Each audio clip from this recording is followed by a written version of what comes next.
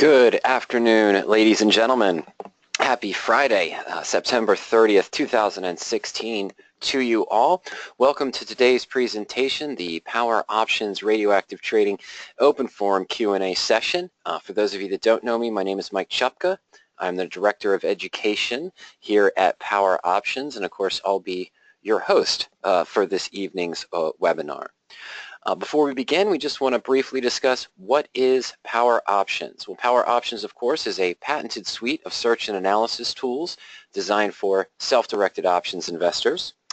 We sort of offer a one-stop shop for options trading, options research, and analysis. With our patented tool, you can search across the universe of options in over 23 of the most commonly used option strategies.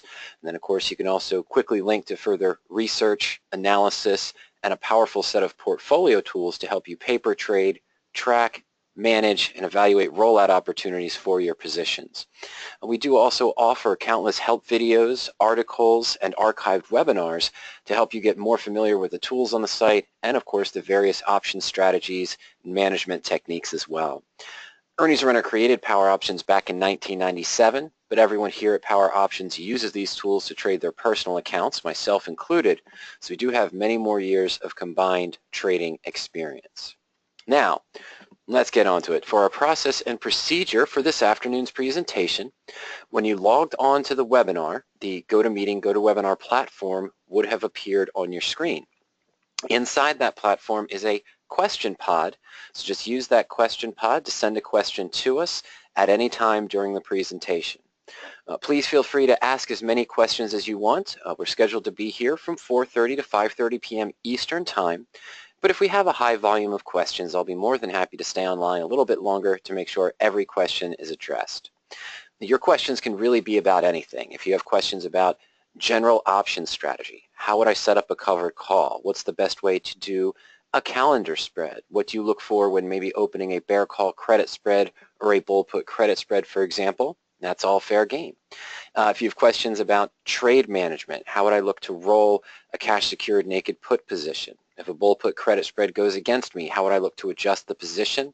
Anything along those lines, that's also fair game.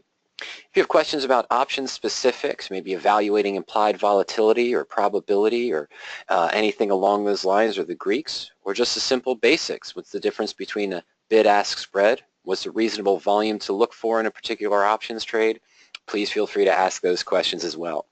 For those of you that are currently on a Power Options trial, please feel free to ask any questions about setting up the search, for example, on Power Options, or looking at the portfolio tool. If you have any questions about the tools, send those to me as well.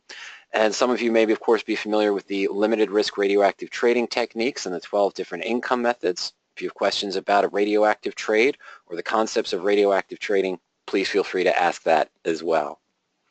Now, our basic ground rules: don't be shy. Please feel free to ask any questions that you want during any time during the webinar. And this presentation is designed for you to have an open forum to have your specific questions answered. So make sure you take advantage of that while you're here. Be patient. There might be one or two questions ahead of yours, but as I mentioned, we will get through them all. I also want to encourage you to feel free to help us help others. If a question comes in and I give a response based on my market experience, things I've done in my personal account or conversations I've had with other investors, but you have a different take on maybe a management technique of a particular position or what to look for when opening a certain strategy, use the question pod to send that to me, and we'll share that with the rest of the audience as well. Most important, let's have fun. It's the end of September. We're getting into October. We're starting out in the fall. It's about 38 days now, 38 days away from the election, I believe. So let's have some fun. Let's get some good education under our belt. Let's relax and then get ready to see what October has in store for us, starting off the October 2016 trading cycle. All right, ladies and gentlemen, I am going to navigate now over to our Power Options suite of tools, and I'm going to use the Power Options tools to illustrate that the questions that come into us today. Make sure here we can get that set up. There we go. All right. So here we're just looking at the basic trial account of a Power Options subscription. We do have a couple of questions that have come in as well. Scott, it's great to see that you made it to the presentation. I just want to check a couple things real quick here as far as the attendees go. Dan, good, you made it in as well. I was hoping to see you in here. We talked a couple minutes before the webinar as well. And Don, okay, great, fantastic. All right, so let's get to and Randy, of course, you got in too. I saw your question via email. I might need to clarify some specifics on that. All right, so let's start off with our first question that came in, and it is from Tom. Tom has a call calendar spread on NXPI, and Today News pushed the short October option well in the money. How do I manage it now? Okay, well, it depends on the structure of the setup, Tom, where your position stands right now, and what your goals are for the position also. Okay, now what do I mean by that? Well, let's take a look here at just the custom spread tool, and we'll take a look at a calendar call spread here on, okay, I'm sorry there on that position. Oh, shoot. I apologize, ladies and gentlemen, that just got, Tom's question just sort of got erased by mistake. Tom, can you send me the stock symbol one more time for your October calendar spread there? What was the stock symbol that we were looking at that popped up today? Just send me that symbol again. It just disappeared out of the question. I think it was INXI or NXI, was it? Okay, let's take a look here. Nope. Wasn't NXPI. Thank you, Tom. Okay. All right, so now I don't know the exact structure that you set up, Tom, but let's say that you had sold stocks at 102.40. So let's say I went ahead and I had sold previously a 97.5 call for October, and I'm going to go ahead and place that with a bid of about $3. Okay, so somewhere back in time, let's say I sold a 97.5 call for $3. Now I don't know if you did a horizontal or if you did a diagonal, but let's take a look at a horizontal. Let's say at the same time I bought a January 2017 97.50, and let's go ahead and call that 620 or so, okay, for the time value and everything. Let's see if this would even have been a profit at the time. Okay, good. So this is a horizontal spread. All right, that's, oh, sorry, there we go. This is a horizontal spread. Grab some numbers here. I don't have the specifics of the trade, but let's say a couple weeks ago we would have sold the 97.5 call for $3, and I bought the 97.5 call for $620. Okay. Now, let's go ahead and just take a look at the stock research tool. The stock gapped up 6 points today. All right, so that's right around where we would have been. With the 97.50, 97.50, we would have been right at about the money, and now with the 102.04, 102.40, the stock gapped up that 6 points. Okay, so now we were focusing, if we were doing a horizontal spread, standard calendar, we were hoping that the stock would probably be in this kind of tight range here, maybe between 95 and maybe about 100, let's say, all right? But now the stock has moved up in price. So we know it's going to cost us a fair amount of money to buy to close the short call. So Tom, the way that I would treat a calendar spread is very similar whether I'm doing a diagonal spread. Let's say I'd pay a lot of money to buy a January 90 call, you know, a couple weeks ago, and let's say at the time the January 90 call was maybe around $12, using it to substitute the stock, of course. But now that the stock has moved up, well, I know I'm gaining on my long call, which is good, but now I'm losing on the call that I sold. Well, it's just like a covered call. If I want to gain more money out of the position, then I'm going to have to look to adjust the short call. Okay, so let's take a look. What would happen here if I went ahead, and we're going to go to October 21st again. Let's buy back our 97.5 call, which we'd probably have to pay $7.05 for. Okay, so it's going to be a pretty expensive buyback. We're going to lose about $4.05 on the position. Okay, so now we just have something that looks sort of like a long call with a cost basis of $10.25, the extra $4.05 added to our cost basis of $6.20. But with the stock at a higher price, let's go out 2 weeks. Let's go out to November 4th, 14 days from where our current expiration was, get a little bit more time value out of it, still well before my January expiration. And with the stock at 102.50, let's think of the 105 call. It's got a wide bid-ask spread, 350 to 470, you know, $1.20 bid-ask spread. So let's say that we could get right at midpoint and we could sell to open this for 410. Okay, so I received an extra $1.10 from what I previously received, although I did have to pay $4 to buy it back. So how is that going to help us, okay? All right. So now we end up with a position that can maybe potentially have a higher net yield. let's just take this 405 that we had here, and let's put this at 1025. Okay, so the 405 buyback cost I've had, the loss on the short call, loss on the short call, we're going to add it into the long call cost. And we've effectively created a new calendar spread now. Oh, no, we want to get rid of those. There we go. A new calendar spread where we have a potential higher maximum profit, because remember that long call is gaining in price, and we could set a higher target for it as well. Okay.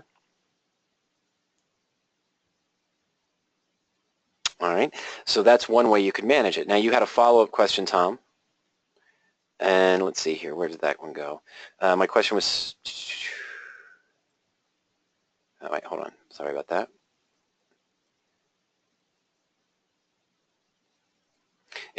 I'm sorry, folks, this went out of order on me. Okay, there we go. All the questions that came in, the order changed. This happened once or twice before, so all right, there we go. So this would be a good way to adjust potentially the calendar spread as well. Okay, so you could look to just move that up in price as well.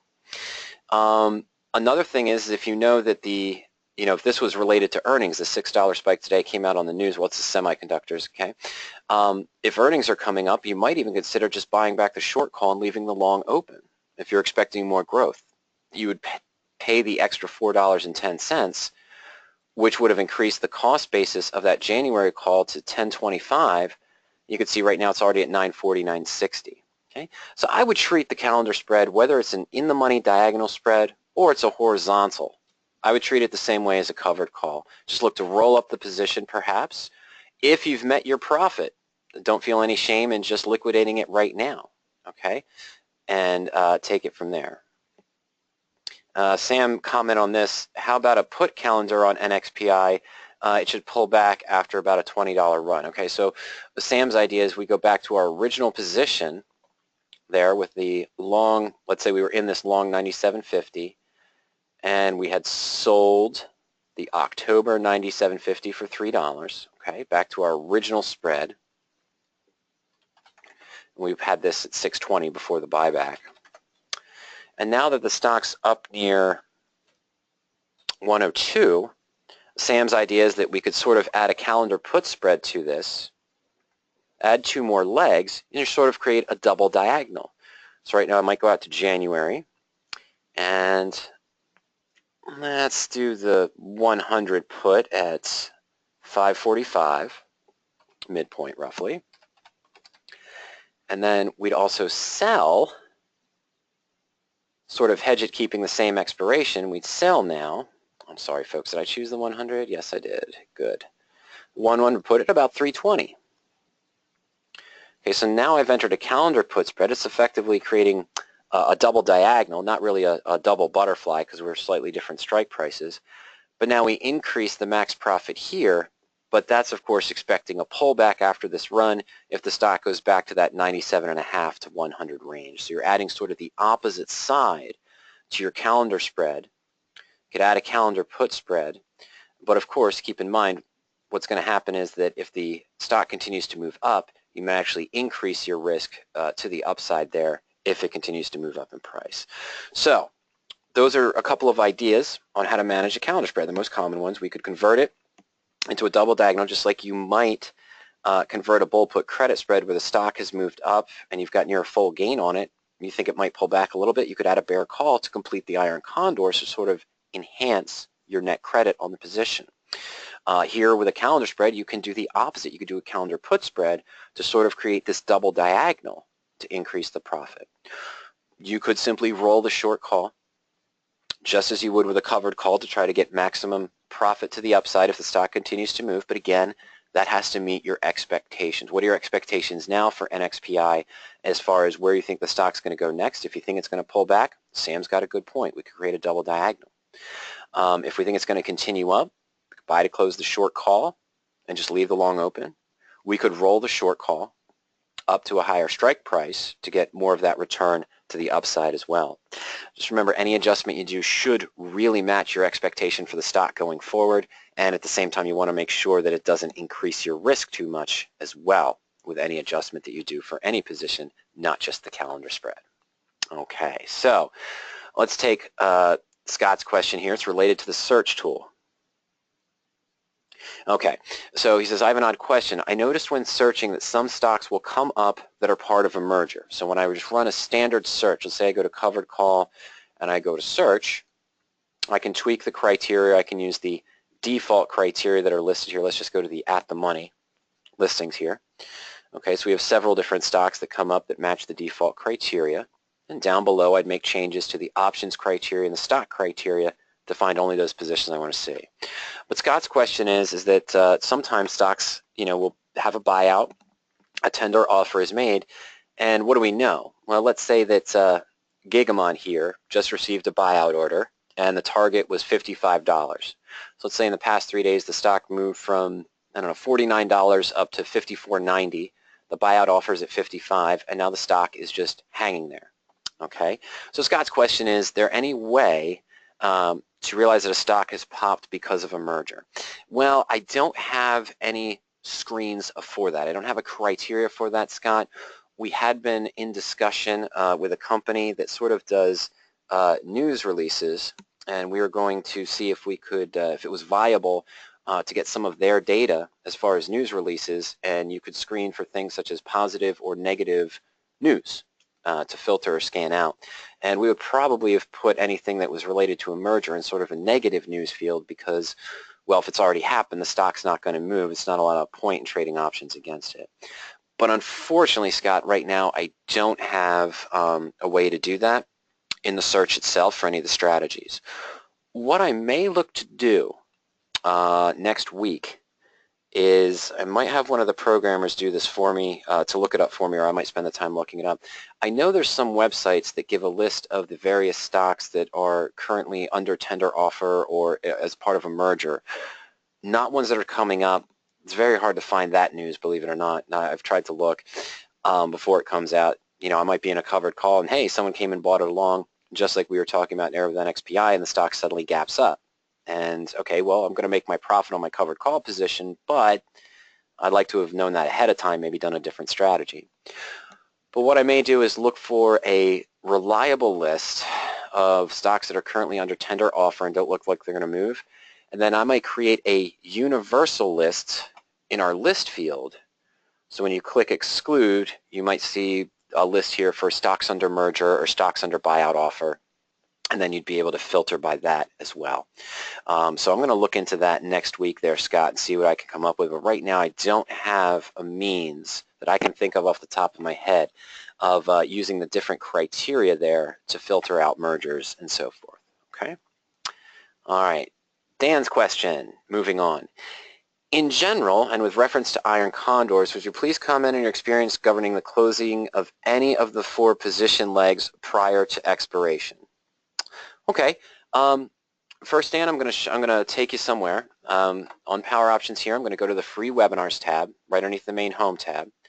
I'm going to send everyone this link in the chat window, www.poweropt.com/webinars.asp. All right. Okay, let me go ahead and do that. There we go. Now, on the webinars page, there's several sections: Power Options Tools, options strategies, options concepts, and requested topics, of course, where we usually archive our Friday discussions.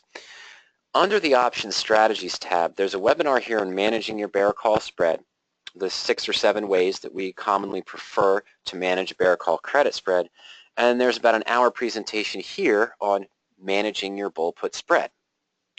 Why am I pointing these 2 out to you?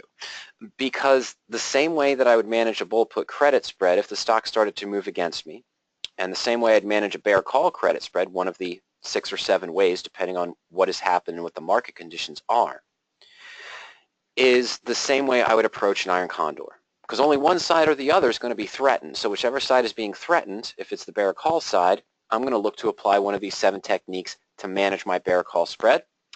And if it's the bull put side, I'll do that. Okay, but let's go ahead and take a look. Let's use NXPI as an example. We'll go back to NXPI. I'm going to go to the chain. We saw a 6-point gap today, 589 roughly at the end of the day, 102.01. So let's go back using the chain here. We're going to go a little bit historical. I'm going to go back to Monday, 26th, and NXP, whoa. Yeah, that is a 20-point run. This thing moved in jumps, didn't it? Let's see here. Let's take a look at the chart. Okay, so that was the big spike from earnings, and then we were in the calendar spread, and then we had the other spike today. Yeah, this wouldn't have been, well, no, we'll do that. I'm going to go back to earlier in September, actually. And I know the stock's at 102, but we're going to look at a 95-100 bear call spread from about, yeah, September 1st or so for today's, maybe today's expirations. We're going to look at a 95-100.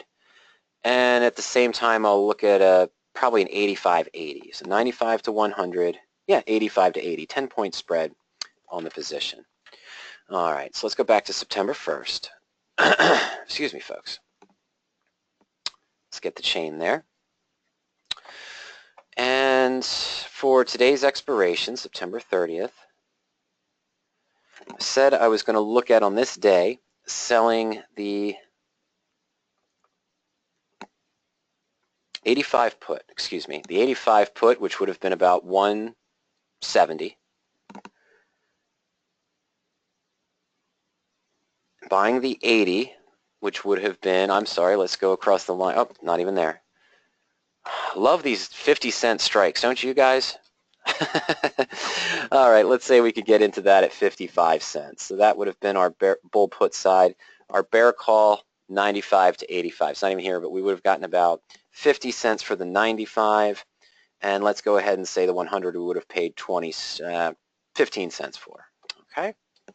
All right, so let's go back to our custom spread tool there. And NXPI. And let's say that for today's expiration, the positions I would have entered, oh, it didn't even get to a 105 call. Oh, I don't need the 105, I'm sorry. Yeah, so I'm going to sell the 95 call, buy the 100. And we're going to sell the 85 puts and buy the 80. All right, so there's our structure. I want to sell the 95. We would just keep it simple. We'll do one contract, and I said I was going to do this at 50. We were going to buy this at 15. 85 put we saw on the chain was 170 at the time on beginning of September. 80 was at 55. All right. Okay, great. So let's take a look at our iron condor. What did I forget? Sell by, that's what I forgot, folks. Need a couple cells there. Here we go. Decent iron condor. $1.50 net credit for a $3.50 risk, because we used a 5-point spread, only one side to be threatened or the other. And of course, at this point, we see that we would have had a 42.9% return, provided the stock stayed between 95 and 85. By the way, just as an insight, I do still trade credit spreads, bull puts and bear calls of about maybe 15 to 20% of my portfolio value. I don't do iron condors that often. Okay, because I've found that over time, as though as attractive it looks to, sort of double your premium, get a little bit of extra kick in your premium, still having the $5 risk, there's too much that can happen, just like NXPI. An unknown merger, a black swan event, audit for poor reporting on earnings, or something along those lines. It causes the stocks to swing wildly. Yes, they offer the good premium because they are more volatile. Where I'm going with this is if I sell an iron condor, I usually leg into it. I've done the bull put credit side first, and as the stock sort of shows me a good trend or it's moved up and I think it's going to pull back, maybe that's when I'll add the bear call. But I set a stock, and I shouldn't have, because I'll only do that on the broad-based indexes or ETFs. Well, if the market goes down as a whole, there's nothing I can control about that. Some unexpected event happens. Most of our bullish trades are going to be hurt if there's a black swan event that was unpredictable. But why take the extra chance with this kind of strategy? The iron condors, we can lose on both sides, on a standard stock that could have anything happen to it that could cause you fluctuate loss on the upside or on the downside. Okay, so NXPI has moved up. Just real quick, what would I look to do here? Well, first, and this is described in that, both those webinars, managing a bull put or managing a bear call, what I typically look for is I would have tried to adjust this bear call when the stock got up to maybe $94 or $95 per share. And we saw that large gap. and it gapped another 6 points today. So I probably would have adjusted this position yesterday when the stock was at around $96, $97 per share. Okay, it gapped up above my short call strike price. Now, sorry folks, what are some of the things that I would have done in this scenario? Well, just real quick review. The other day when the stock was at about 96 before this next 6-point jump today, I would have evaluated one. Okay, the obvious is liquidating the bear call side and leaving the bull put open. Only would do that if there was a potential profit on the position. By liquidating now, did I still pay less than the $1.50 to close that spread by buying to close the short call and selling to close the long? This isn't a preferred adjustment, but I want to list most of them. Okay, so that's adjustment. It's just liquidate the threatened side. Okay, number two, depending on my outlook, and this would have probably worked well yesterday, depending on my outlook, if I think that the event that happened is going to continue to make the stock go up, I may have bitten the bullet, for lack of a better term, and bought to close the short leg of the threatened spread. So I would have just simply bought to close the 95 call, left the 100 open, and left the bull put alone. And as the stock continues to go up, as it did another 6 points today, the gain I would have had in that 100 call might have countered the buyback cost I paid in there, and I still have the positive net credit for the position. So it's close the short and leave the long open. Now, in the bear call credit spread webinar and the bull put credit spread management webinar, I mentioned that, of course, a common idea of managing one side or the other, managing the bear call credit, for example, would be to just close the spread. I could close my entire 95 to 100 spread, take the loss, and then maybe roll it out to November or December if there's a credit available. So close and roll out. Now, this is sort of a bothersome thing to do with an iron condor. Why? The benefit of doing an iron condor is that most brokers know you're only going to lose on one side or the other. If you're losing on one side, the other side's more profitable. So in general, most savvy options brokers, online options brokers, will only charge you the margin of one side of the spread or the other if it's entered together as a four-leg spread. If I close the bear call now and roll it out to November, my broker will now see I have an October, or I'm sorry, September, end of September today, bull put spread, and an October or November bear call spread. So this margin would go up to maybe 700 because I'd have to cover the margin for both spreads now because they have different expirations. But it is a possibility that you could just close your bear call, and then maybe to November I might roll it now to a 107.50, let's say 112.50 bear spread, and I still have this bull put open. Okay, all right. Number four, well, another way to manage a bull put or bear call is to add the opposite leg. We already have the opposite leg in there, so we're focusing more on closing this position or managing this position.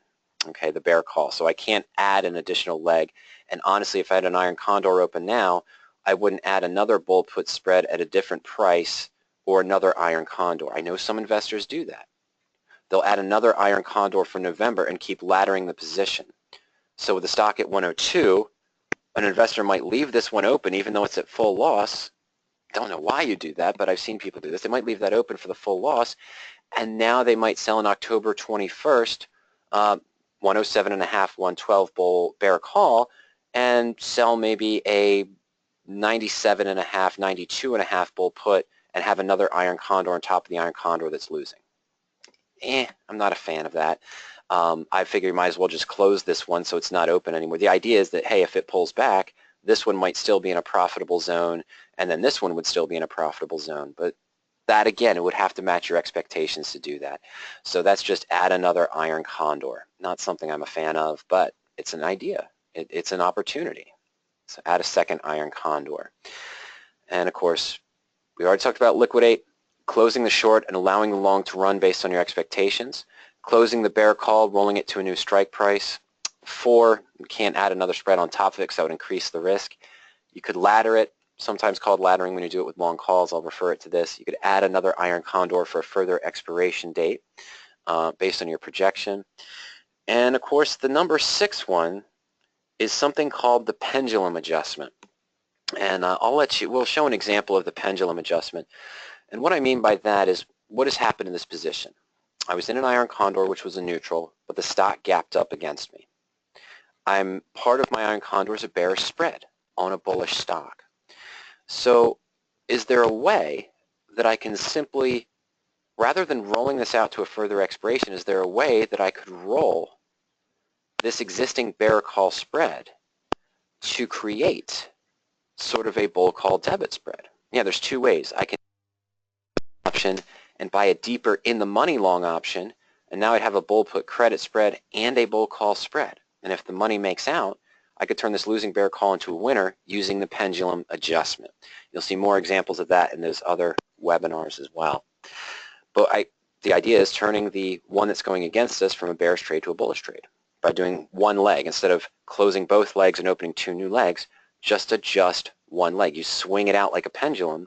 In this case, we'd take the long call and swing it back to an in-the-money call below our existing short call and see if that new debit spread would cover the loss of the credit that we've already taken. The pendulum adjustment usually works best if the stock is between the two strike prices of the position. It doesn't always work, but it's an opportunity. Okay, so how would that look? Let's just take a look here. Where is the problem? Problem's here with this call spread. We sold a 95, which is now deep in the money, and we've got a 100 to complete the bear call credit. So what I may want to consider is buying to close now that 100 call. I'm sorry, selling to close that 100 call, and we'd get about 210 for it. I don't think these numbers are going to work out just on the prices that I saw, but that's okay. So what does that do first? Well, now that's created an evil position, for lack of a better term. I made profit on the long call. Remember, we bought it at 15. I'm selling it at 210. But now I just sort of had a naked call sitting out here, and that's why my risk goes infinite to the upside. So now to cover that, I'm going to go reverse. I'm going to sell to close, essentially just going to roll the long call. I'm going to sell to close the 100. And yes, I know I can't do this now because it's today's expiration. The same way, let's say it was 2 weeks out. We're going to now buy, keep it a 5-point spread, the 90 call. Now it's 10.50 to 13.10, so we're looking at about a $2.60 bid. So let's call this 11.80 cost. This isn't going to work. It's too expensive. But I'd now buy to open the 90 call at 11.80. What's that going to leave me with? Well, it's going to leave me with a bull put credit spread and a bull call debit spread. But unfortunately, what ended up happening is the cost, the true cost to me for this 90 call would be 11.80 minus the 210. Right? I get the 210 back, or roughly $2 back. So this would be a cost of 9.80. Why doesn't it work? Because I need this debit for this roll to be less than the new difference in the strike prices from the 95 to the 90. This is why the pendulum adjustment works best if the stock is between the two strike prices of a given credit spread. You know, if it was, again, earlier, if it was right between, 97, or let's say it was at 97.5, right between our 95 and our 100, that pendulum adjustment might have worked. And you could, another idea for rolling here, an additional one, is maybe I could do the opposite pendulum and I could roll the short call, the 95 call, up to the 105 strike to create a bull call debit spread that's out of the money if I think it's going to continue to move up. Let's go back to our iron condor very quickly. Here we go. And let's do the opposite sort of pendulum. And these are all at intrinsic value, so it's probably not going to work anyway. But let's go ahead and say we sold the 95 call. I'm sorry, bought to close the 95 call now. And we're going to have to pay a price of about $7, a little bit above $7. Let's call it $7.20. Okay. Now what that's going to do, that's the same thing as just buying to close the short call. You see, if the stock continues to move up, my break even now is at 105.70 for the spread that went against me, the bear call side. Okay, so that's that part. Now, it doesn't show up on the chain because expiration ended today, but let me see what October 7th is. I have to use the 105 there, and let's say we could get $1.40 for it. Okay. So now this would create sort of a newish, it's still not what we wanted. It's a double bull now, but the break even goes up to 109.42 because of, again, the higher potential payout we got didn't counter the full price of the roll itself in relation to what we've already lost on the spread. Okay, so, but that's an idea. That's one of the things we could do. The pendulum adjustment, you can see more about that for the bull put and the bear call in those webinars there under the option strategies tabs, managing your bear call credit, managing your bull put. Okay. David says, when an option expires worthless, this is in the portfolio, should I set the dollar value to 0 when expiring it in the portfolio? It should do that for you automatically. Okay, let me go to the portfolio, my portfolio here. Let's see if I had any calls expiring today. That's a couple puts. These covered calls? Yeah, let's go to here. I have anything expiring today? No. That's all right. So when I'm going to expire a position, even though we've passed expiration even Saturday or Sunday as well, when I'm going to expire an option leg, here's a covered call. It's expired September 16th, and I forgot about it. Would have been assigned, actually. But when I go to the position actions menu, I can choose to close the leg. And if you chose close the leg, David, you don't want to put in a 0 value. What you could just select is expire the leg. So I clicked on expire leg. It's just showing me here the original price when I select expire leg for a short put or a short call. My commission fee, the price I collected, and quantity 2. Don't even need to change anything. I just click submit. And when I select expire leg or expire option, it does it for me automatically. It just puts in the 0 for me. So I don't have to do close leg and go to 0. Even if you're looking at a bear call spread, this one already expired, but I can go to position actions, expire all options, or just expire leg. Okay? So if it expired worthless, I would just do that. If you're putting in a historical trade, let's say I go to the transactions menu under the My Portfolio tab, and I'm adding in a closed transaction. Well, yeah, the sale price of the call I sold, I'd put in as the monetary value. So let's say I collected $255. So this would be $255 for the call I sold. And then the buyback cost that expired, I'd put in 0 if I'm entering a historical trade. But if you're tracking an open trade in the portfolio that expired, I don't think you want to go to close leg and put in 0. Just click on expire leg, whether it's a short call, a short put, or anything along those lines, and you'll be all set. Okay? All right. Okay, so we've got a couple more questions that come in.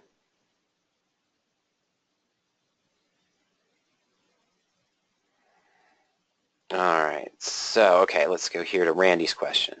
Randy asked a question in the email earlier, and he says, my question is, if you have a short-term covered call set up and the stock spikes up, but the buyback price of the call lags by a few dollars, does it make sense just to buy to close the call, pocketing the money quicker, but maybe 50% less?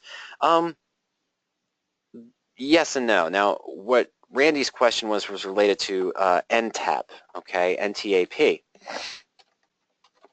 And he had mentioned that he had a covered call on NTAP, and it went in the money. But he still was able to close the call originally. I don't know if it was because of this jump here or one of these movements in here. Let's go to the 3-month chart here for NTAP. All right. Yeah, so I'm not sure if it went in the money because of the spike here, or if it just happened that, you were maybe here at 34 and it went up to 36 and you're in the money there. You had mentioned that the call had lagged.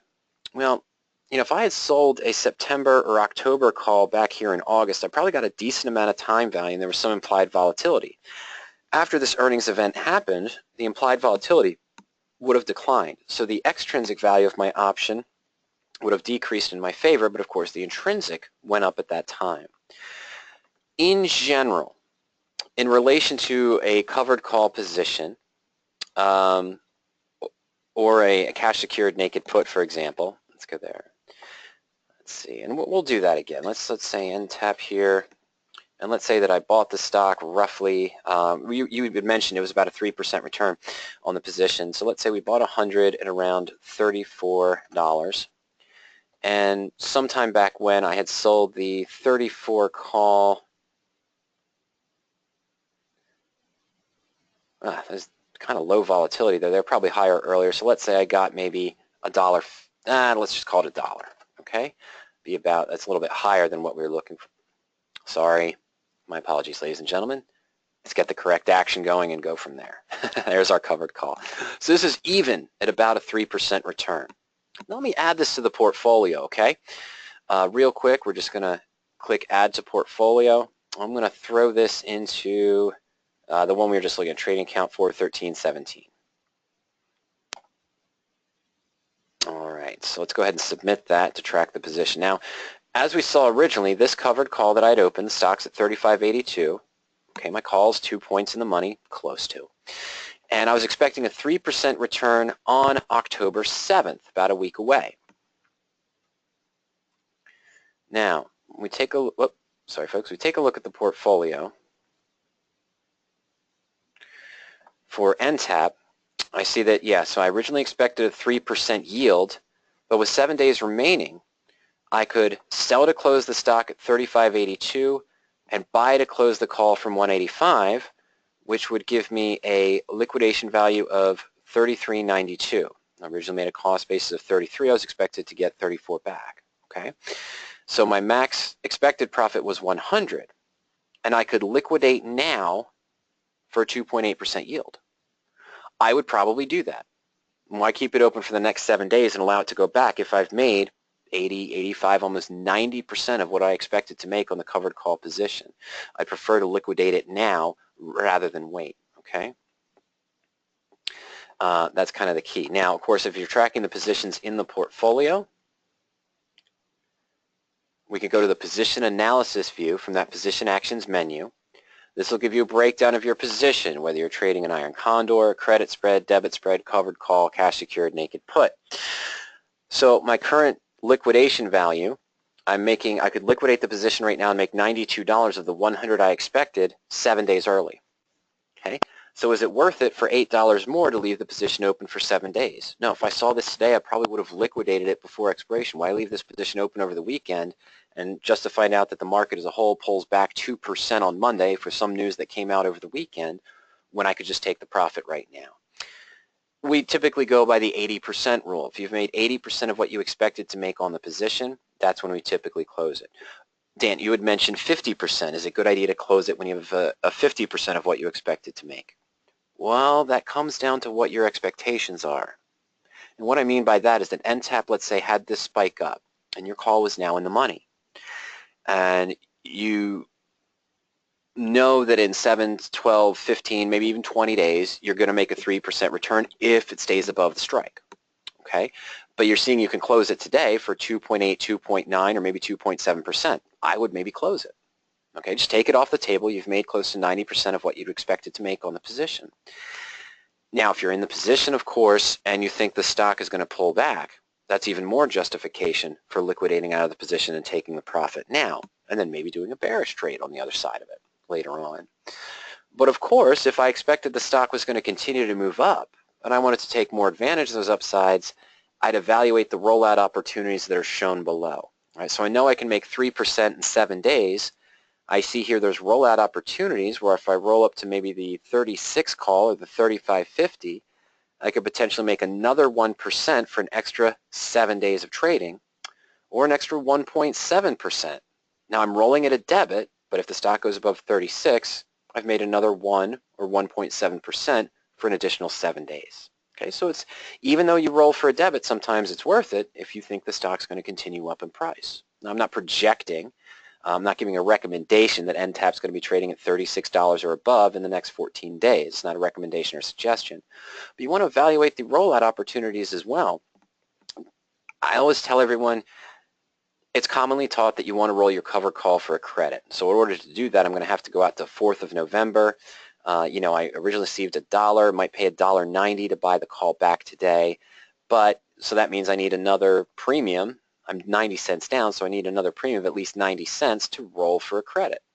Okay, that means you usually have to go further out in time. So in some cases, it's okay to roll for a debit. My focus is on the return of the position as a whole. I don't mind rolling for a debit if in 7 days of trading, I can increase the 3% return to 4.7%. But again, that would have to meet my expectations that this stock's going to continue up and be trading above 36 on October 14th. And yes, that's 14 days away from now. I was saying 7 days because my current position, I'd be holding it for another 7 days anyway to get the 3%. So I could liquidate now, take the 2.9%, roll the position to increase it as well. All right. All right, follow-up. Does it matter what order the legs in the stock are put in the profit and loss chart? No, David, it shouldn't. I've never had an issue doing things differently. Oh, I'm sorry, Randy, it was TAP, not NTAP. Okay, but the discussion there, I apologize for that. The discussion applies the same. Okay.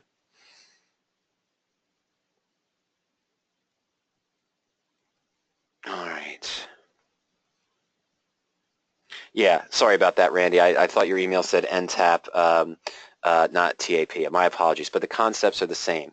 If I have that return, I'm within 90% of what I expected to make, I would go ahead and take that return now, okay?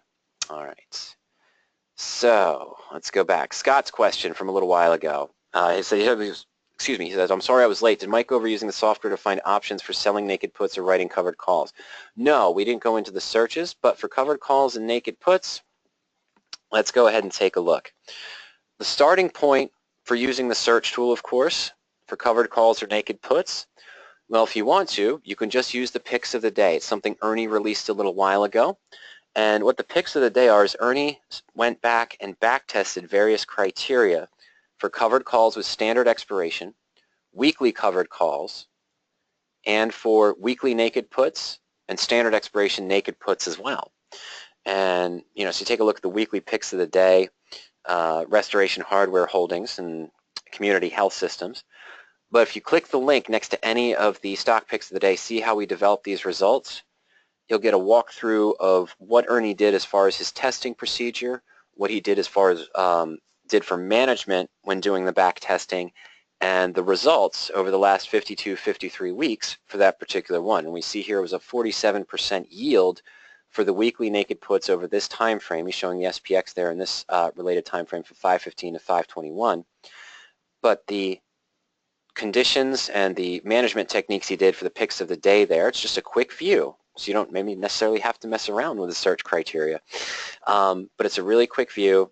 And over the last year, it made 47% based on the criteria that are shown and the management techniques that he applied for the various positions for the picks of the day.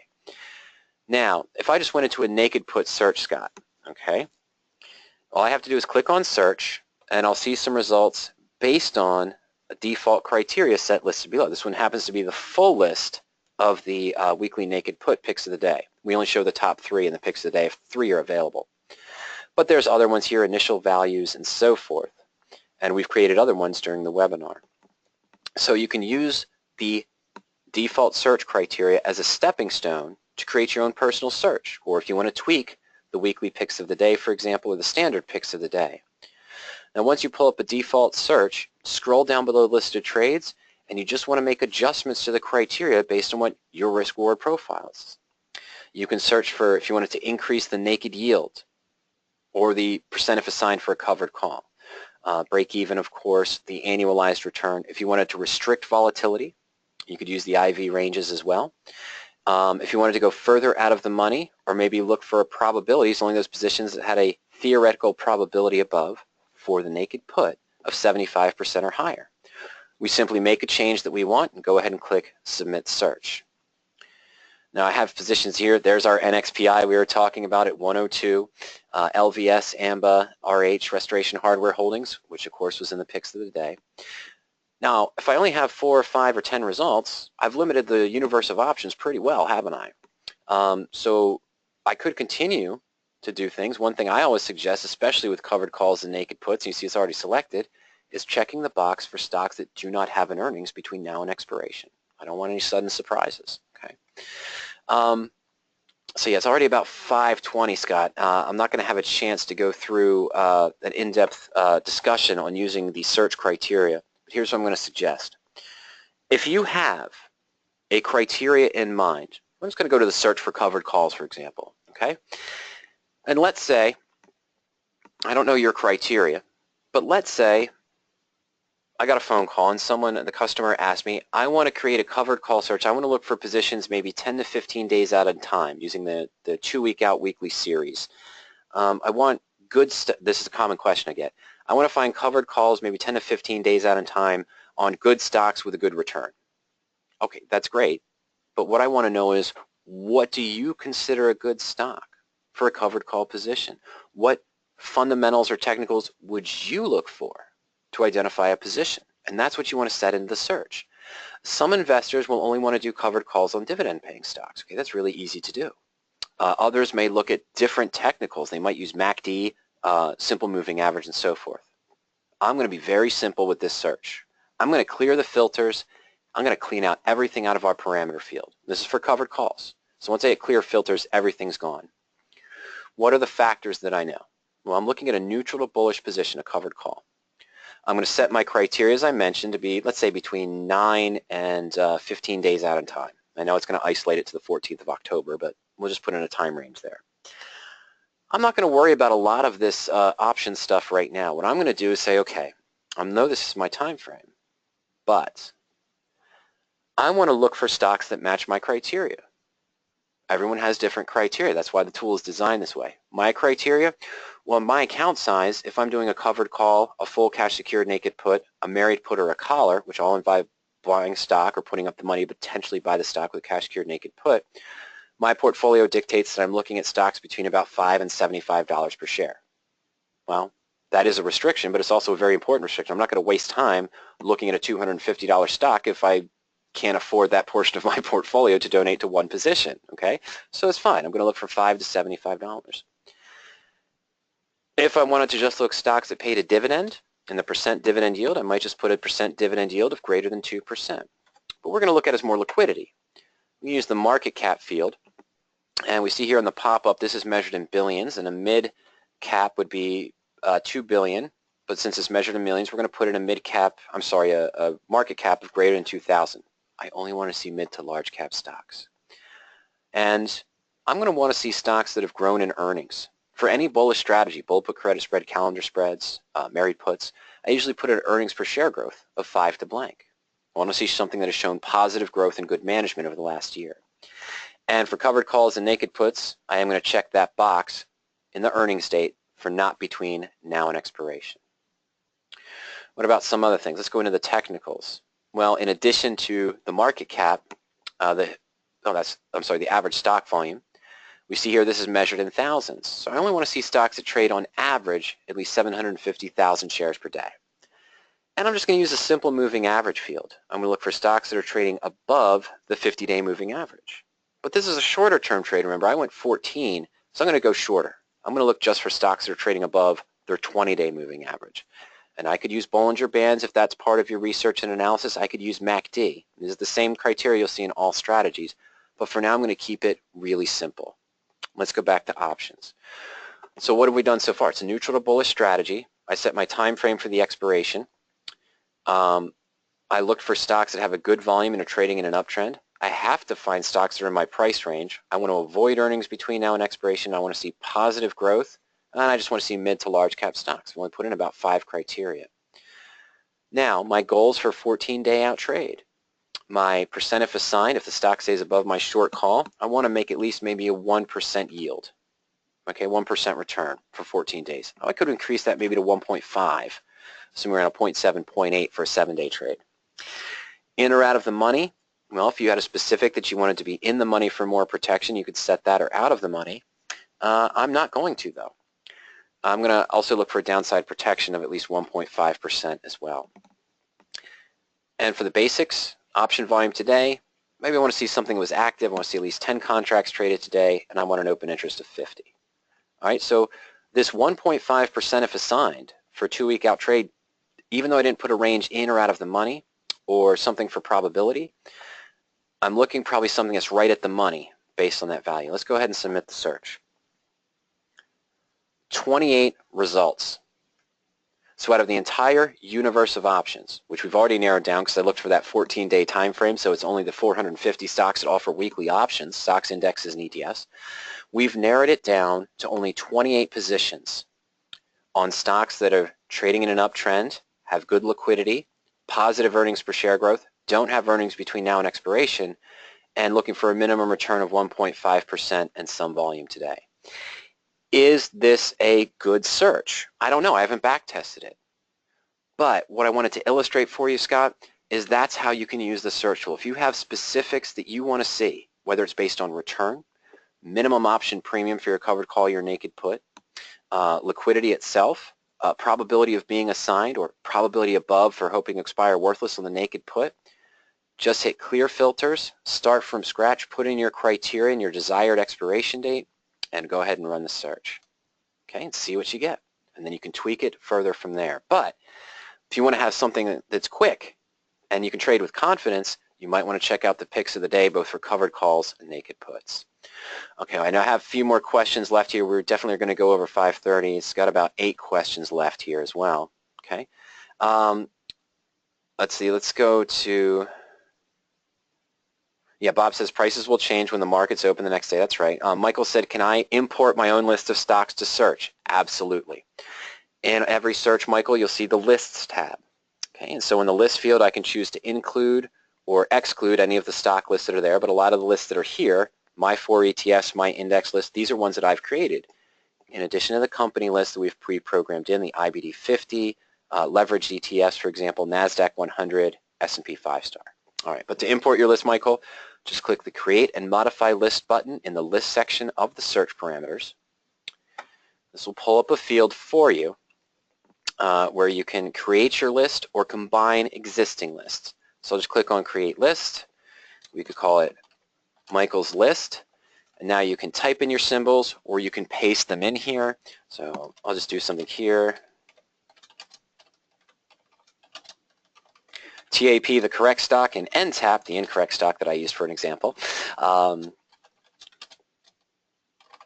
so forth. Okay, so we can just type them in, or you can just paste your symbols in there and hit Create. And now Michael's list of the 7 stocks I added is now added into the system. So let me go ahead and close the window.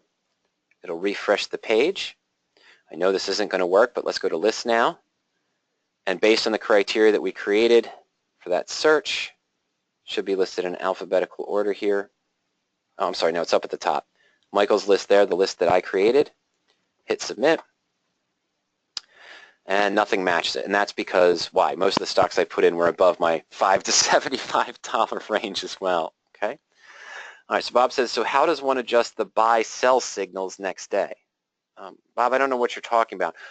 When I set up a search, it's designed to find the positions at that moment I open the search that match my criteria for opening a trade. Okay, so for an example, let's take the list out again, Bob. I'll go back to no list here across the universe. So today I run this search, and today, yeah, I know it's after hours, okay, but I would have been running this search and creating the search during the market day. These are the 28 positions that came up that match my specific criteria. And what I would do is research and analyze each one. Okay, so I'd, go to the charts, make sure the chart matched what I wanted to see and so forth, the company news, research, take a look at the profit and loss chart. Okay, and today at, let's say, 10:30, maybe 10 o'clock, I researched the first 10 positions and I opened 3 of these covered calls. Now you're right, tomorrow, or excuse me, Bob, on Monday, the market's going to be different. Prices are going to change. Well, I don't care.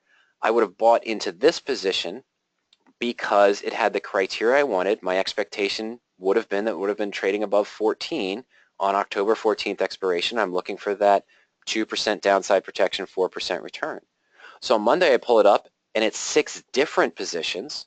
Well, that's okay because they match the criteria that matches my trading plan. I don't want to necessarily chase the market and keep adjusting for all of my different, all the different market conditions that occur. I just want to find the positions that match my criteria when I'm looking to open new positions. I don't open positions obviously every day, of course, either, as well. Okay. Oh, so you're talking about the picks of the day and changing the signals. Yeah, if you wanted to change the criteria for the picks of the day, so let's say that I went for the weekly picks of the day and then the past 3 days I've seen these 3 ones. But if you wanted to adjust the criteria for the weekly covered call picks of the day, let's just go into search, and that's one of the defaults that you'll find, Bob. We'll do a weekly covered call screen. And okay, here's another way of explaining it. What I think you're asking is, are we going in and changing the picks of the day and changing the criteria on the picks of the day? No. Ernie took a 1-year backtesting period, a 53-week backtesting period, and he played with different criteria, and he stopped when he reached the one that had the maximum return. He couldn't push one of the covered call ones beyond 32% for the 52-week time period, the standard expiration. So that's the criteria he used, with the thought that, look, if you had traded these last year, you would have made 32%. Keeping that same criteria month by month by month by month, but he ran different iterations each time. Every time he made a change, he ran a whole new iteration for that year to get it up to that 30%, 32% for the different ones and the 47% for the weekly naked puts. Okay, but here's the default criteria that we're using for the weekly covered call search.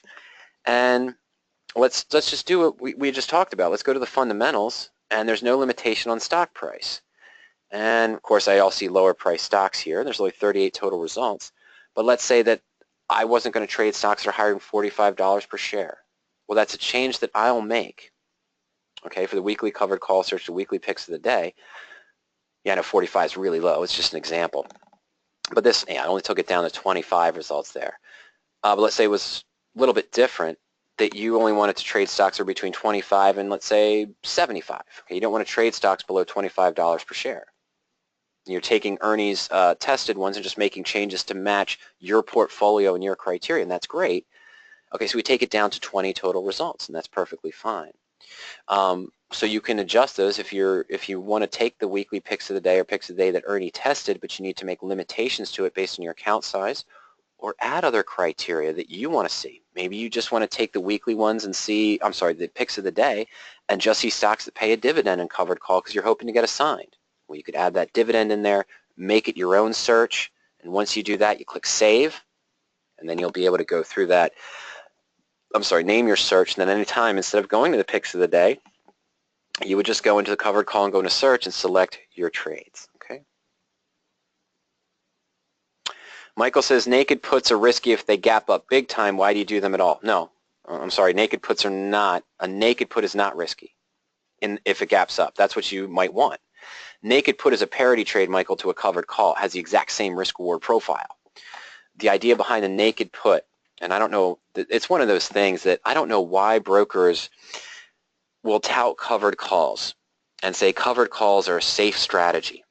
And they're one of the safest things you can do. And if you just applied to trade options because you've never traded before, a covered call is good for you. It's a safe position. They consider it a conservative position. Now look, on average, when you buy a stock and you sell a call, you're generating maybe 2% premium or 2% downside protection, which means you're still risking 98% of what you invested in the stock. Here's a great example. A customer called me yesterday, said he was in a position on ITCI, okay, and ITCI, my apologies, was opened 100 shares at 44.81, okay, and at the same time the customer sold, very volatile position, the customer sold the October 40 call in the money by 4 points for $9. Okay, so he has about a $35 cost basis. Okay, so let's go ahead and take a look here. The return itself, one of these days I'll remember to hit sell. I'm doing a covered call position. Okay, here we go. All right, so, I mean, the position was 35.81, potential 11.7% return, and just about a 20% downside protection, right? The $9 he collected in premium divided by the 44.81, it's about a 20% downside protection. I'm talking about a covered call. And this is a conservative position, and it looks fantastic, right? Your broker's going to tell you it's a conservative trade. It's safer than other strategies, okay? All right. No, downside protection, just in a standard covered call or naked put, Michael. The downside protection is defined as the option premium you receive divided by the stock price. All right, so this would come out to be about 20%. Okay, so it's about a 20% downside protection. What does that mean? It means the stock can fall 20% before you're technically losing money on the position. This is just related to covered calls and naked puts. On a naked put position, okay, I have the same risk-reward profile as a covered call. And in this case, at 40, with the stock at 44.81, I'm going to sold a 42.50 put and collected a hefty premium. If the stock gaps up, the put expires worthless and I keep the net credit. Okay, that's what I'd want to have happen with a cash-secured naked put. If the stock falls, has a big drop, I'll get put the stock at $42.50 that's trading at, let's say, $35. So you might say, oh, that's risky. It's no more risky than doing the covered call and having the stop dropping to $34. Same thing. But as some of you have already seen in this particular position we're looking at, even having scrolled down to the profit and loss chart, what could go wrong? That goes wrong. Okay, well, this was a risky trade to begin with, but the stock's now trading at $15.24. So even with a 20% downside protection and a potential 11.7% yield, Phase 2, Phase 3 drug trial failed. Stock opened up the other day at $16.40, continued to drop after that, so the loss is significant. To me, covered calls should not be considered a conservative strategy. All right, that's what I'm looking at. Okay, I don't consider them conservative because you're still risking 98% of what you would have owned in the stock, and for a naked put, you could end up buying the stock. A conservative strategy, I know many of you hear me talk about this all the time, but yes, what I trade with 50% of my portfolio are married puts where I'm buying the stock and buying the put, or a collar spread, a long collar, which is similar to a covered call, but I'm buying an out-of-the-money put for a 14 to 20 to 30-day trade. Because even in that case I just showed you, and you say, oh, well, yeah, naturally ICTI was a very speculative position, and it was, but even if I had put in a 10% stop order or a 20 or 30% stop order on this position, it doesn't matter. When the stock gap's down to 15.21, your stop order is essentially a market order that tells your broker to close the position if it's ever below, okay, let's say it was $33 because my cost base is already down to 35 anyway, so let's say I set a stop at 33. When the market opened at 16, the stop order was triggered. The market, no one can get $33 on the stock from me. I get filled at 16, so now I'm at that 60% loss on the position. And if you're only making 2 to 2.5% yield on the covered calls that are successful, that's 30 trades to get back to break even from this one particular loss. So that's why I like the married puts. Might be considered a little bit boring. It's definitely much less sexy for options traders. The married puts and the collars, you know, everyone says, why spend money on the put? Because if an ITCI occurs, I know that I'm guaranteed that I can't lose more than 5 or 6% on the position whenever I dialed in originally, okay?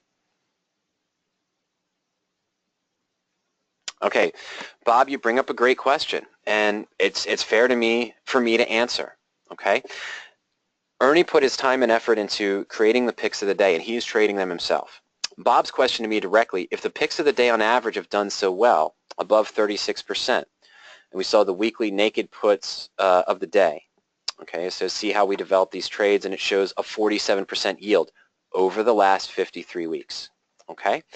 And the picks of the day standard for naked puts, 33% over the last 53 weeks. Covered calls, weekly picks of the day. Let's see how we develop these results. You can click that link. Where is your number, Ernie? So ending balance was 142,000, excuse me. So it was 42% for the weekly covered calls. And then for the picks of the day, this is the standard expiration covered calls, I'm sorry, and that was the one that was 24%, I'm sorry, not 33. So, you know, 30%, 36%, 47%, and 24% and 42%, all right? So you're saying, why bother with the radioactive management? I have traded covered calls for about a 15 to 18 month period when I first started trading options. And I had a 4 or 5 month success period where I was on tap to make about 3.5% on average per month, which over a 12-month period would have been phenomenal, right? We're talking almost 42%. But then with the same exact criteria and the same exact management, the market changes, things happen, so on and so forth, okay? And after my 15 to 17 months of trading covered calls, I had a profit of 3%. To me, that's too much work. Where I'm going with this is, why am I not trading this? And why am I still bothering with radioactive trading? Because this showed me what is possible over the last year. 24%, 47%. Ernie put these together and is showing you what is possible, what he would have done with these techniques over the last year and this criteria set, okay? Do I wish I would have been trading more of them last year if I knew this? Yes, absolutely. Why do I keep bothering with the radioactive trading techniques? Because of everything I've done for more than a 12-month period. Calendar spreads, a portfolio set mostly 40 to 50% on credit spreads and debit spreads, 12-month period of 12 to 14-month period of doing long calls and straddles and strangles, about 50% of my portfolio. Covered calls, naked puts, standard collars, which I still use in my portfolio. Why do I still bother with the married puts? Because it's the only strategy I've ever traded or ever tested, okay, that consistently performs year after year after year. Even in bearish markets, I'm still averaging around 11% with radioactive trades. So why bother with it if this is showing me 3%, 3 times higher, 300 times better return, going from 10%? Why wouldn't I be doing it 24%? Because this is just over the last year. I'm going to be honest with you. This is tested over the last year. And back testing shows you what has happened. It shows you what you could have made over what you did make. But this is no guarantee of future trading results. Okay, I can't promise you that the covered call picks of the day are going to yield 24% next year. It could be better. It could be lower. Okay, but I like the comfort of the married put. I like having that knowledge in place so that even if a ICTI occurs, okay, I know I can't lose more than 5 or 6% on my position because I've dialed it in. Okay. Ernie's trading this in his personal account. Ernie's son Greg is trading this with his personal account. I get about 10 emails, well, I'll say 5 emails and 5 phone calls a week from customers who are trading the weekly covered call picks of the day and the naked put picks of the day as well, variations of them. So people are trading them and people have been successful. I had a customer yesterday email in, and she said that she was subscribing after 5 days in the trial because the 2 or 3 weekly covered call picks of the day that she selected more than paid for 1 year of PowerOptions service. And so she's subscribing. She's going to keep using those for now. Okay, so I can't answer it. Other than that, I really apologize. I just have to say that in that scenario that I know what covered calls can do. I know that some things can snap. Ernie showed me what I would have made last year with the picks of the day, and it was very, very profitable. More than what I made, 3 times, 4 times what I made with the cash secured married puts with 50% of my portfolio. But at the same time, I've abandoned covered calls and naked puts. Even though what Ernie showed me, I've abandoned the covered calls and naked puts, and I'm comfortable over the last 8 years I've been trading radioactively with the consistent returns I've been making with that strategy, which has outperformed any other strategy I've personally traded in my account over the last 12 months. I'm sorry, over the last, over the last 12, in any 12-month period, I should say. All right? Okay. All right, so a couple other follow-up questions here. It's 5:45. Scott asks a really good question here in relation to the search and kind of what we reviewed. Scott says, let's say I want to look for speculative put or call that has an ask price of 5 to 15 that's 3 months out in time. What would you suggest for search parameters? Start with that. Your search is so specific, I would just start with that. So here, let's go into long call and let's go into search. And we're doing long call now, of course. So let me clear the filters. And you want a minimum of 3 months out. So naturally, I'll set my time frame to all months. My days to expiration, let's start at like 85. So at least 3 months out in time. And you want your ask price to be between 5 cents and 15 cents. Now, you're going to see, I'll go Three Amigos here for a little bit. You know that you're going to see a plethora of really, really deep out of the money indexes and everything like that from SPX that's, over 150% out of the money or more that'll probably never move even if SPX moves up 20%. If you're looking at SPX, let's say at 2170, and you see a call option at the 3350 strike 3 months out in time. I'm making that up. I don't even know if the 3350 exists, but let's say that it does. And that 3350 has a bid of 5 cents and an ask of 15. Well, it's so far out of the money that the SPX could continue to go up and go to, let's say, almost 2300, and that 3350 deep, deep out of the money call would probably never change from 5 cents to 15 cents. You wouldn't see a gain in it. So you still have to be realistic. What do I mean by that? First, make sure it has open interest. I'd say even at least maybe, okay, let's call it 5 contracts. Some open interest. It's actually traded on the market. Okay, let's do that. And then we maybe want to go previous option volume greater than 0. For now, I'll just put open interest. Okay, let's go ahead and submit that with just those 3 criteria. Okay, so there's 400 total results, a lot of SPX indexes, S&P 500. Oh, there we are. See, here's my example. S&P 500 at 2168. There's a January 3300 call that's priced at 10 cents. Okay, now, why am I bringing this up? Let's go here, and I'm going to go to research for the option. And the bid is 0, the ask is 10, the high and low price, 0. Let's go to just the option bid. Oh, shoot. Let's try this. I want to try to get it so the black line appears, and it's really not. I'm going to change this from option bid to option ask. There we go. So I'm going to look at option bid and option ask to see a better chart. Okay. So the bid stayed about 0. It moved up to 15 cents once, and the ask moved up to 285. That's all the way back in 2015 when this option was released. Let's go back just over the last little bit here. There we go. Okay. So looking at the ask, it was at 25. The bid is sitting at 0 this entire time. Okay, I'm highlighting on the bottom because that's where the black line is. That's why you're not seeing it. All right, so what I'm trying to illustrate here is that although the ask price is moving, the bid is staying around 0 to 10 cents, 0 to 10 cents, 0 to 10 cents. So even if you got into this at 15 and the ask went up to 25 or 35, you'd never see anything. Okay, you wouldn't see any gain because the bid price in your option, where you'd sell to close at, is hovering on 10 cents when you probably paid 15 for it. You're not going to make a profit. Now, is that relevant? Well, this is the 3300 call, and the stock's at 2168. Yeah, or the index is at 2168. But that chart I just showed you was even over the last 2 months or so.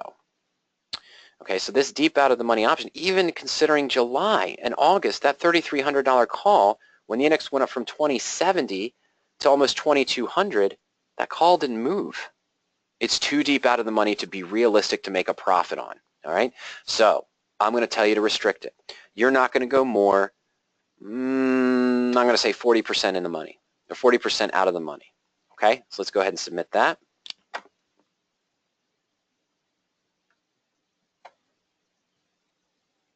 Okay, and now you've got it, you still got it 400 results here, but you've taken some of these to the lower strike range. Okay, now how would you filter this further? Well, remember we went 85 days out, put in your option ask limitations between 5 and 15 cents speculative. I want you to put in some open interest. Probably don't want to go more than 40% out of the money where the option's never going to move if you hedge yourself out too far. And then what else would you do? Well, it's a bullish strategy, right? So in the case of the long calls, maybe you want to make sure that you're looking for a stock that's in an uptrend. I'll look for stocks that are currently trading above their maybe 50-day or 20-day, or where the 50 days above the 100. Okay, you could do that as well. And other than that, yeah, I'm not going to worry about the stock technicals or fundamentals right now, but let me just put that in. Okay, it's still up to about 400 results. So you could also limit it if you want to. There's probably some 2 times or 3 times ETFs in here. You could exclude those out. But this is really your focus, Scott. Your price, don't go too far out of the money. Look for some liquidity. And then if you're looking for long calls, look for stocks that match your uptrend if you use MACD or the simple moving average. And for puts, look for stocks that are down or follow the MACD range that you're looking for. All right, Michael had left, and then he came back, and I'm glad he did because he had an earlier question that unfortunately got hidden from me. It wasn't hidden. It was still there, but it was just deep, deep, deep, deep, deep. Buried in the other ones, Michael, and so I saw that right after you had logged off. It looked like you logged back on again. Great. So you've got a long butterfly. I think it's calls. 60, 70, 80, January expiration trade price is now 81.44. You have a loss of $10. Okay, so we're on MDVN. I said that wrong again. Yeah, MDVN. All right. And Scott, I'm sorry, just keep in mind real quick, if you wanted to further the discussion, play around with it this weekend on that long call and long put search for your criteria. Focus on the main things because your criteria is so restricted. Focus on that bid price, maybe stock that's following the trend. Don't go more than 40% of the money and put in your expiration time frame. See what you get this weekend and play around with it a little bit to further those results down, and then send me an email over the weekend or on Monday, and we can talk more about what we'd want to trade there, what we might be able to increase. All right. MDVN.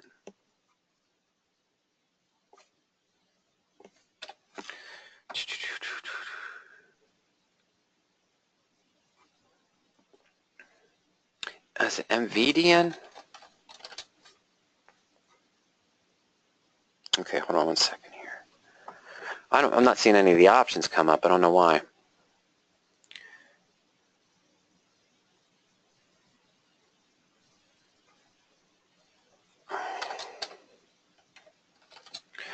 Try this one more time. Let's go to chain. Do I have the right symbol, Michael? Is it M, D as in David, V as in Victor, N as in Nancy? That's what you had when you entered it. Okay, MDVN isn't there. Oh, is this an index? Okay, so is it an index?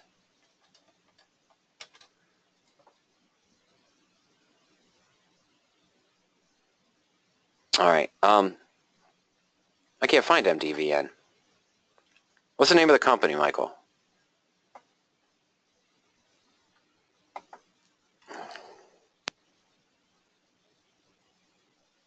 Let's see here. Okay. Motivation. That's strange. I know that exists, and I know you're using the right symbol. I just don't know why I can't find it. Why is it not coming up? That is so bizarre. I know why. I apologize.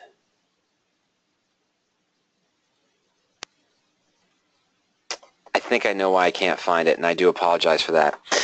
I think Motivation just went through something recently, and these are odd contract options, if I'm not mistaken, meaning they either represent more than 100 shares per contract on the position.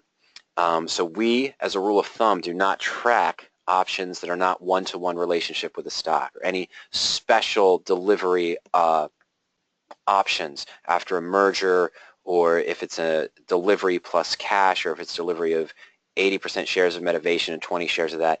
We typically don't track that on PowerOptions just because it's, let me see here, it should still be in the system though as far as that goes, but we don't track those options because it fouls up sort of the returns and expectations. Wow, it's not even there. Okay, well, let's do this. I don't know what your prices were. You'd mentioned some of your prices. So let me just go to Married Put real quick. Now I'm going to go back to long call just for a quick view of something. Just give me 1 second here.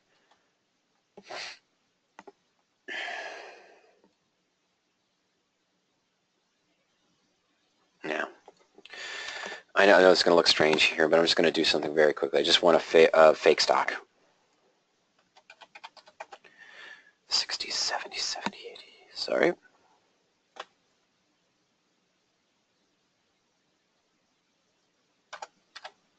That's better.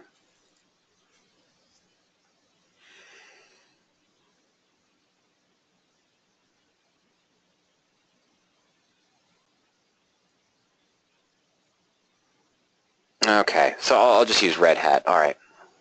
Probably not going to be the same here, but I'll use Red Hat. And I'm going to go to January.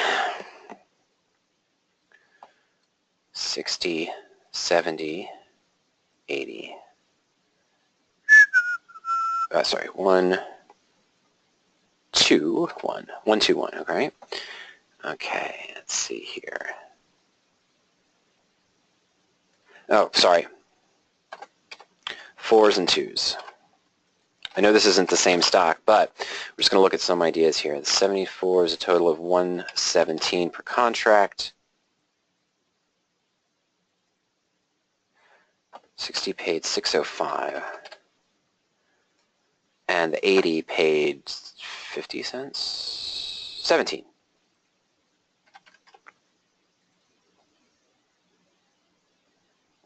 Okay, so naturally we want the stock to be now. This is not your stock, but what I'm illustrating here is where you probably are. Now your stock's even higher. You said it was about 81 or so, and this is a position. Okay, now what do we think about this first? Number one, remember that just like an iron butterfly or an iron condor, you have two spreads in this position.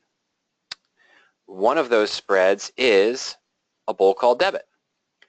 You have bought 2 contracts of the 60 calls and sold 2 contracts of the 70.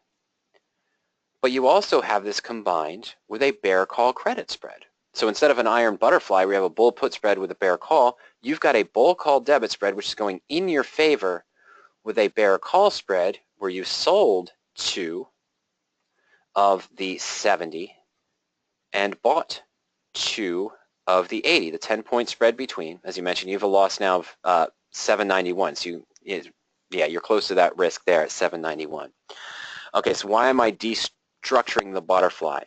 And it's because I don't necessarily want you to think about the butterfly as a butterfly, meaning that you have 4 legs open, but I don't want you to think of it as you have to move all 4 legs. What is causing you the loss on the position? It's this 2x2 bear call. Your 2x2 bull call is doing fantastic. So, for the sake of time, what I'm going to suggest, Michael, is, again, take a look at that webinar that we went to earlier. Look at managing your bear call spread and play around with the management techniques that we even reviewed 5 or 6 of before when we were talking about the iron condor and the bear call side. You might not have to worry about the entire butterfly.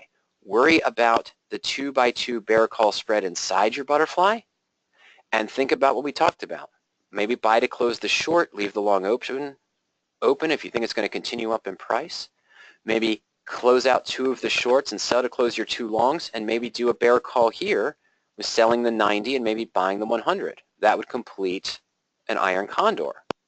Or, I'm sorry, an all-call condor. You're converting your all-call butterfly into an all-call condor. Okay? You may be even to do the pendulum adjustment where you'd sell to close the 80 and maybe buy another 70 call. I don't think that's going to work, but you could. Or maybe do the reverse pendulum that we looked at, buy to close your 70 and sell 2 90s. So now you've got 2 bull call debit spreads, one at 60 to 70, one at 80 to 90, with the projection that the stock would continue above 90. That's the only way that works. Okay? So just as I talked, that's how I would approach this. Rather than thinking of it as a butterfly where I have to adjust all 4 legs, especially because you're so far out in time, it's out to January, just look at that webinar we discussed about managing your bear call credit spreads. PowerOp.com/webinars.asp, and then go to the option strategy section. Okay. I'm sorry. I don't know what I was clicking there.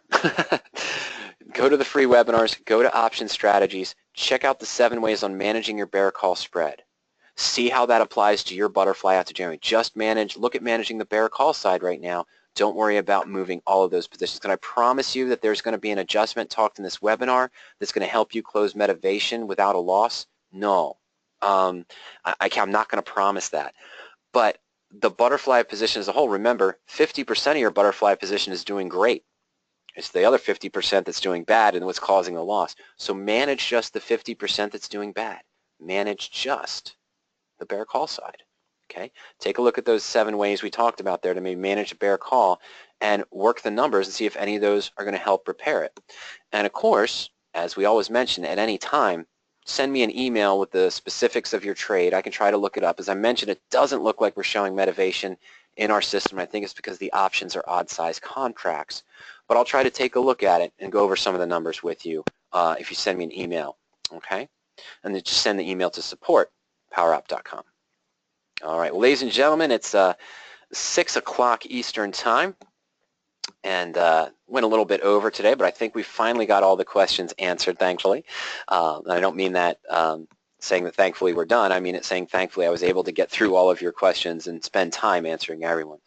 For those of you that are online, of course, if you've never taken a test drive of Power Options, simply go to www.powerop.com. And on the right-hand side, you'll see a field there to just put in your first name, your last name, and email address, and then click Start My Trial. This will give you a free 14-day free trial to test out Power Options. No billing information is required. So the search tool we saw today, profit and loss chart, evaluating the rollout opportunities in the portfolio tools, and also the research and analysis tools we showed today, you'll have access to those for a full 14 days with no billing information required.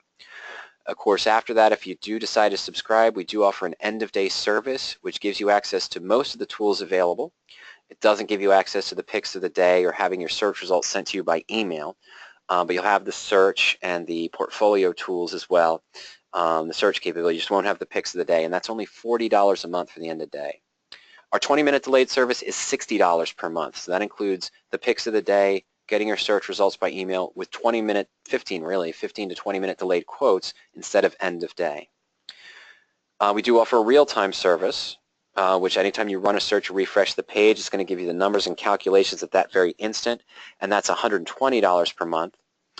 This historical service here gives you access to the 20-minute delayed service and the picks of the day with the historical backtesting tools. We saw a little bit of that today when I used the option chain to go back to September 1st to find the prices for the options, the example we were looking at on NTAP, I believe.